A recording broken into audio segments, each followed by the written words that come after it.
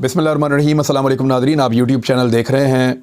मैं इमरान ख़ान हूँ। कुछ चीज़ें आपके साथ शेयर करनी है। अहम ख़बरें हैं। एक तो जो वफ़द मांगने के लिए गया था जिनेवा में और पैसे इकट्ठे करने के लिए गया था, वो 50 लोगों पे तकरीबन मुश्तमिल था मुख्तलिफ़ इत्तलात के मुताबिक। और ये लोग जो हैं वो बड़े लाओ लश्कर के साथ गए पैसे मांगने के लिए। ब्रांडेड सूट इन्होंने सब ने पहने, महंगे तरीन कपड़े, जूते, बैग्स, और ऐसा लग रहा था एक फ़ैशन शो चल रहा है। और इन लोगों ने वहाँ पे जो क़याम किया है वो यूरोप की महंगी तरीन चेन है होटल्स की, जहाँ पे इन्होंने क़याम किया है। सारी दुनिया देख रही है कि इनके मुल्क में सैलाब आया हुआ है। अब चलें फ़र्ज़ करें ये पैसे बबल तो होगा नहीं, ये तो सरकार की खर्चा होता है सारा। लेकिन फ़र्ज़ करें अगर आप किसी मुल्क में जाएँ और उनसे ये कहने जाएँ कि जनाब मेरे मुल्क के लोग भूखे हैं, मुझे कुछ पैसे दे दो, और आप वहाँ पे बहुत ज़्यादा पैसे खर्च कर रहे हो, तो वो आपको सबसे पहले ये कहेंगे कि आप जो ऐशी यहाँ पे कर रहे हैं, ये पैसे ले जाकर आप अपने मुल्क के लोगों के ऊपर खर्च करें। तो इस तरीके से इन्होंने वहाँ पे जो इमेज इनका बना है वो अब आपके सामने है। महंगी तरीन जगहों पे ठहरे, महंगे तरीन इंतज़ामात किए, और उसके बाद जो है वो दुनिया से पैसे मांगे। ये जो पैसे हैं ये प्रोजेक्ट्स की सूरत में एड मिली है। मैंने अब इसके बारे में पता किया है। ज़्यादातर कर्ज़ है, कुछ एड है, लेकिन ये प्रोजेक्ट्स होंगे। गवर्नमेंट ऑफ पाकिस्तान प्रोजेक्ट उनको दिखाएगी, बताएगी, वो अप्रूवल देंगे वो ममालिक।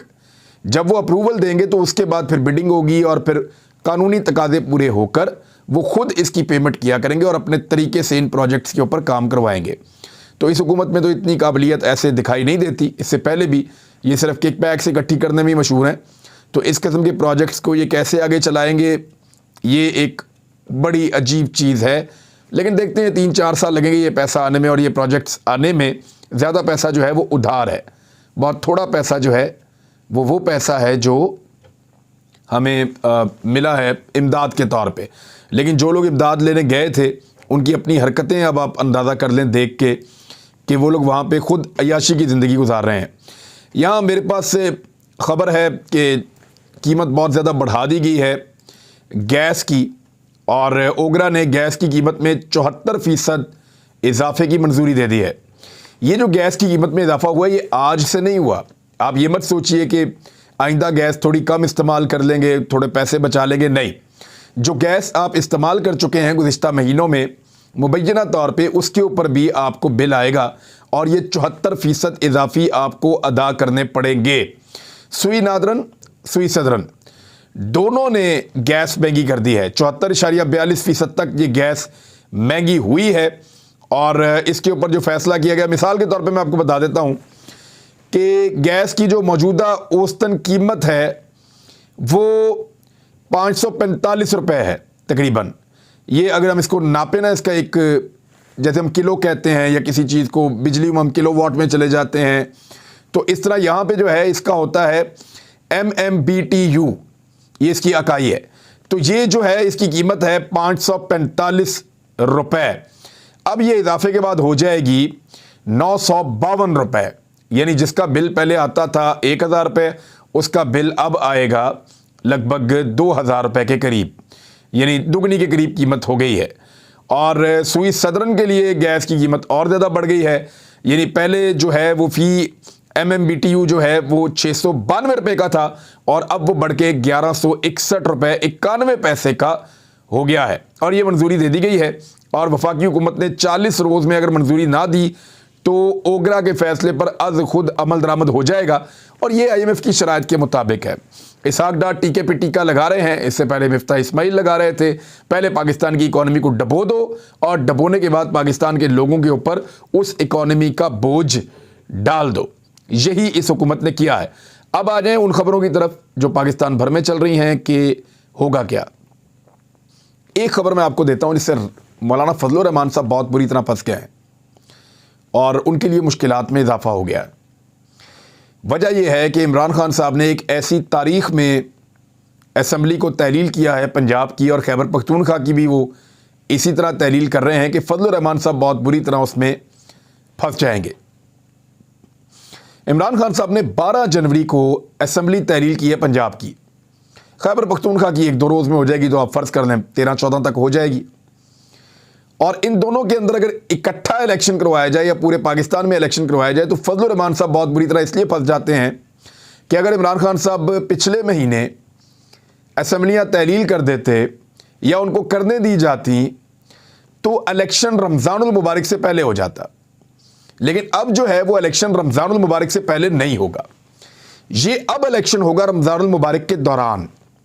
क्योंकि देखिए, जब असम्बली तहलील होती है ना तो 90 दिन के अंदर अंदर इलेक्शन होता है आइनी तौर पे। 90 डेज से आगे आइनी तौर पे नहीं जा सकते। बहुत ही कोई इमरजेंसी या हालात ख़राब हों तो चंद दिन आगे ले जाया जा सकता है इलेक्शन को, जैसे बेनज़ीर भुट्टो की शहादत हो गई थी या कोई ऐसी चीज़। लेकिन वैसे इलेक्शन आगे नहीं जा सकता और इलेक्शन 90 दिन के अंदर अंदर होगा असम्बली तहलील होने की सूरत में। और अगर अपनी मुद्दत पूरी कर दे तो 2 महीने में इलेक्शन हो जाएगा। तो अब इलेक्शन तो 90 दिन के अंदर होगा। 90 दिन के अंदर जब इलेक्शन होगा तो या तो ये इलेक्शन करवाएं रमज़ान मुबारक से पहले, वो अब दिखाई नहीं दे रहा। लेकिन इलेक्शन के ज़्यादा इम्कानात रमज़ान मुबारक के दौरान होंगे। और रमज़ान मुबारक के दौरान मौलाना फजलुर रहमान साहब की पार्टी के तमाम मदारिस जो हैं वो मसरूफ़ होते हैं, उन्हें बहुत सारे जो है वो कारकुन और लोग मैसर नहीं होते। और मौलाना फजलुर रहमान साहब हमेशा कोशिश करते हैं कि इलेक्शन जो है वो रमज़ान मुबारक के अंदर या कोई इस तरह की एक्टिविटी ना आए, क्योंकि बहुत सारे उलमा जो हैं वो शेख रशीद साहब की ज़बानी ये है कि पूरे साल का राशन उन्होंने इस महीने में इकट्ठा करना होता है। बकौल शेख रशीद अहमद साहब के, वो माजी में ये कह चुके हैं और उनका बड़ा तजर्बा है मौलवियों को, उलमा को लेकर। तो उन्होंने कहा पूरे महीने का उन्होंने राशन इकट्ठा करना होता है, तो रमज़ान में तो ये इलेक्शन सूट नहीं करेगा मौलाना फजलुर रहमान को। अब रमज़ान मुबारक का ये लोग बहाना लगाएंगे कि रमज़ान का तकद्दुस है जनाब, इलेक्शन ना करवाया जाए। तो मैं आपको बता देता हूँ कि रमज़ान मुबारक में कोई भी काम इस तरह का मना नहीं है। ये इलेक्शन एक शरई काम है। अगर ये गैर शरई हरकत है तो फिर फजलुर रहमान साहब को कभी भी इलेक्शन लड़ना ही नहीं चाहिए था, क्योंकि ये एक शरई काम है और शरीयत में इसकी ममानियत इसकी बहरहाल नहीं है। अगर ये गैर शरई होता तो फजलुर रहमान साहब कभी भी इलेक्शन ना लड़ते, ना उनके वालिद गिरामी पॉलिटिकल पार्टी बनाते, ना वो अपनी औलाद को कहते कि वो सियासत के अंदर शामिल हों। तो बुरी तरह फंस गए हैं। मैं आपको कुछ बता देता हूँ कि ग़ज़वात भी हुए हैं रमज़ान मुबारक में, मुसलमानों की बड़ी अहम जंगें भी हुई हैं रमज़ान मुबारक में।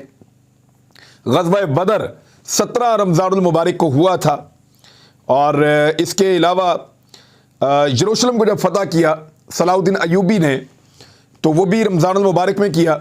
और बहुत बड़े बड़े वाक़यात हैं जो रमज़ान मुबारक में हुए हैं। तो कोई ग़ज़वा या जंग तक रमज़ान मुबारक में हो सकती है और मना नहीं है, तो इलेक्शन तो एक बहुत छोटी चीज़ है। लेकिन एक अच्छी बात यह है कि रमज़ान मुबारक में ज़रा लोगों का ईमान और तकवा बहुत ज़्यादा बढ़ जाता है और लोग अपने फ़ैसले करते हुए अपने रब को अपने दिमाग में ज़्यादा रखते हैं। तो दीन से कुर्बत की वजह से रमज़ान मुबारक में और शैतान की बंदिश की वजह से लोग बड़े अच्छे तरीके से वोट डालेंगे और वोट डालते वक्त वो अपने ईमान के उसमें तकाज़े पे देखेंगे कि किसको वोट डालना चाहिए और किसको नहीं डालना चाहिए। तो ये उन लोगों के लिए बुरी खबर है जो फ्रॉड करते हैं, जो बेईमानी करते हैं पाकिस्तान की कौम के साथ। बहरहाल 90 दिन आपके पूरे हो रहे हैं। मिसाल के तौर पे इमरान खान साहब ने 12 जनवरी को असम्बली यहाँ पे तहलील की है, वहाँ 14 को या 15 को हो जाएगी। तो ये जो इलेक्शन होगा ये मैक्सिमम 5 अप्रैल से लेकर 15 अप्रैल के दौरान हो सकता है। और रमज़ान मुबारक का जो आगाज़ हो रहा है वो हो रहा है 22 या 23 मार्च को रमज़ान मुबारक शुरू हो रहा है और 20 या 21 अप्रैल तक रमज़ान मुबारक पाकिस्तान में रहेगा। और इस तरीके से अगर आप देखें तो फिर पाकिस्तान के अंदर रमज़ान मुबारक होगा जब इंतखाबात हो रहे होंगे। तो फजलुर रहमान साहब के लिए ये एक अच्छी खबर नहीं है और पीडीएम ने अपने ही सरबराह को फंसा दिया है बार बार डिलेइंग टैक्टिसेस इस्तेमाल कर करके। नवाज शरीफ साहब ने को 3 मरतबा रब्ता किया राणा सनाउल्लाह साहब से जब ये एतमाद के वोट के ऊपर कार्रवाई हो रही थी। इमरान खान साहब ने और उनके साथियों ने इस सारे मामले को इतना खुफिया रखा और पूरा यकीन दिलाया या यकीन करने दिया टेलीफोन करने वालों को, एस्टेब्लिशमेंट को, एस्टेब्लिशमेंट के तमाम मोरों को, बेकारी दानिश्वरों को और इसके साथ साथ जो पीडीएम की जमातें हैं उनको पूरा यकीन करने दिया कि हमारे पल्ले कुछ नहीं है, हम एतमाद का वोट नहीं ले पाएंगे। जब उन्हें पूरा यकीन हो गया तो वो ऊंची ऊंची चिल्लाने लगे, एतमाद का वोट लो, एतमाद का वोट लो, सारे चैलेंज कर रहे थे। और फिर बाकायदा 9 बंदे जो है वो इन्होंने मुकर्रर कर रखे थे, जिनमें से सबकी 20-20 लोगों के ऊपर ड्यूटी थी कि आपने इन लोगों को इकट्ठा करना है। और फिर टेलीफोन करके लोगों को बुलवाया गया और उनको ये भी नहीं बताया गया कि हम एतमाद का वोट लेने वाले हैं। तो जब वो सारे लोग पहुंच गए और उनको इकट्ठा किया गया तो 180 प्लस पहले झटके में वहाँ पे पहुंच गए। और फिर जब बाकी लोग आए तो राणा सनाउल्लाह साहब की और अता तारड़ की सिटी गुम हो गई। वो फिर वहाँ से निकल गए और उसके बाद फिर बाइकआउट हुआ। जब सारे इकट्ठे हुए, एक बंदा कम था, वो भी पहुँच गया धुंध में, और 186 का फिगर लेकर परवेज़ इलाही साहब वज़ीर आला पंजाब बरकरार रहे। और उसके बाद उन्होंने असम्बली तहलील कर दी इमरान खान साहब के कहने के ऊपर। अब असम्बली की तहलील के बाद आगे क्या होगा? सबसे पहले तो हमजा शहबाज साहब को आज ही खत लिखा जाएगा, बल्कि लिख दिया गया होगा कि जनाब आप और वज़ीर आला पंजाब अभी परवेज़ इलाही हैं जब तक कि निगरान वज़ीर आला नहीं आ जाता। सूबे को अकेला नहीं छोड़ा जा सकता, ये आईनी तकाज़ा है।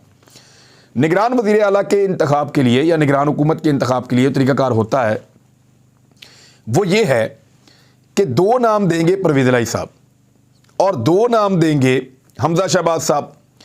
3 दिनों के अंदर अंदर इन दोनों को फैसला करना है कि कौन होगा वज़ीर आला पंजाब। दिखाई तो नहीं दे रहा कि दोनों एक दूसरे की बात मानेंगे, और अगर 3 दिनों में फैसला नहीं होगा तो फिर कमेटी बन जाएगी, यानी दोनों तरफ से नुमाइंदगान आ जाएंगे, कुछ गवर्नमेंट से आ जाएंगे बराबर की सतह पे, कुछ अपोजिशन से आ जाएंगे, और वो बैठकर डिस्कशन करेंगे। और उनके पास भी 3 दिन होंगे, वो 3 दिन के अंदर किसी नतीजे पर पहुंचने की कोशिश करेंगे। और अगर वो भी किसी नतीजे पर ना पहुंचे तो उसके बाद 7वें और 8वें रोज़, यानी अगले 2 दिनों में चीफ इलेक्शन कमिश्नर जो है वो पंजाब की वजारत आला का, निगरान वजारत आला का और सेटअप का जो है वो ऐलान कर देंगे। अच्छा, ये जो चीफ इलेक्शन कमिश्नर होंगे ये एस्टेब्लिशमेंट की मर्ज़ी के बगैर कोई फ़ैसला नहीं करेंगे, इसलिए कि इमरान खान साहब ने खुद बताया था कि ये तोहफ़ा मुझे एस्टेब्लिशमेंट ने दिया था। हम इस नाम के ऊपर इत्तफाक नहीं कर रहे थे और मैंने कहा था कि ये नून लीग का आदमी है, तो मुझे एस्टेब्लिशमेंट ने ये कहा था कि नहीं ये बंदा ठीक है, ये न्यूट्रल चलेगा। तो इमरान खान साहब को लगा कि ये न्यूट्रल चलेगा, लेकिन वो ये कहते हैं कि हर मरतबा ये या तो एस्टेब्लिशमेंट से लाइन लेता है या PDM से लाइन लेता है। तो बहरहाल जो भी आएगा वो एस्टेब्लिशमेंट का मंजूर नज़र होगा पंजाब का वज़ीर आला। अगर तो ये 6 दिन के अंदर फैसला ना कर पाए तो फैसला चला जाएगा एस्टेब्लिशमेंट के कोर्ट में। लेकिन कुछ भी हो जाए, वज़ीर आला पंजाब दोबारा अगर नजम सेठी को भी बना दें या वज़ीर आला पंजाब निगरान जो है वो किसी को भी बना दें, मैं अब कोई नाम लेना नहीं चाहता, लेकिन बहुत सारे ऐसे लोग हैं, तो वो भी अब शिकस्त को रोक नहीं सकता PMLN की पंजाब में, और खैबर पख्तूनख्वा में भी तमाम जमातों की शिकस्त को वो रोक नहीं सकता, क्योंकि हालात बहुत मुवाफिक हैं इमरान खान साहब के लिए फ़िलहाल।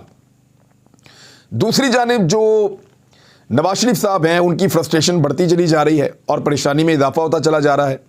उनका जो प्लान था वो ये था कि एक बड़ी जो तब्दीली हुई है एस्टेब्लिशमेंट में, उसके बाद एक वक्त आएगा कि इमरान खान साहब को नाअहल कर दिया जाएगा और उसके बाद उनको मुख्तलिफ मुकदमात में गिरफ्तार कर लिया जाएगा।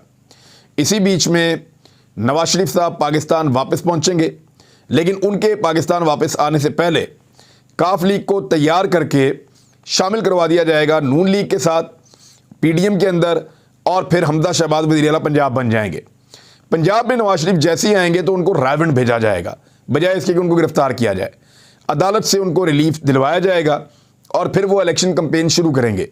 और इस मरतबा इंतखाबात में इमरान खान साहब जेल में होंगे और नवाज शरीफ साहब बाहर से जो है वो इलेक्शन कैंपेन कर रहे होंगे। इस किस्म के ख्वाब इन्होंने देखे हुए थे। प्लान पूरा ये था। अब इस प्लान के अंदर पंजाब की असम्बलियों की तहरील तो थी ही नहीं, ना खैबर पख्तूनख्वा की असम्बली की तहरील थी, और इस प्लान को अमली जामा पहनाने के लिए कुछ दरखास्तें जो हैं वो अदालतों के अंदर मूव करनी थी, उसके लिए भी वक्त चाहिए था और बहुत सारी चीज़ें की जानी थी, लेकिन वो सारा कुछ हो नहीं सका क्योंकि इमरान खान साहब ने एतमाद का वोट ले लिया। और इस एतमाद के वोट के बारे में पाकिस्तान की एस्टेब्लिशमेंट को पूरा यकीन था कि बंदे वोट डालने नहीं आएंगे, लेकिन इस मरतबा जो दबाव लोगों का महसूस किया MPAs ने वो एस्टेब्लिशमेंट का नहीं था। ये पहली मरतबा हुआ है कि लोगों ने एस्टेब्लिशमेंट को कमिटमेंट देने के बावजूद जाकर परवेज़ इलाही को एतमाद का वोट डाल दिया है। परवेज़ इलाही खुद हैरान है कि लोगों ने इतनी जुर्रत कैसे इकट्ठी की है। ये वो जुर्रत है जो इमरान खान साहब ने लोगों को बांटी है। बहरहाल अब निगरान वज़ीर आला बनेंगे दोनों सूबों के अंदर। डिपेंड करता है कि वफाकी हुकूमत पूरे पाकिस्तान में इंतखाबात करवाती है या नहीं करवाती। वैसे नवाज शरीफ साहब को यह मशवरा दे दिया गया है कि इलेक्शन करवा दिया जाए। हर जगह से इलेक्शन से भाग रहे हैं।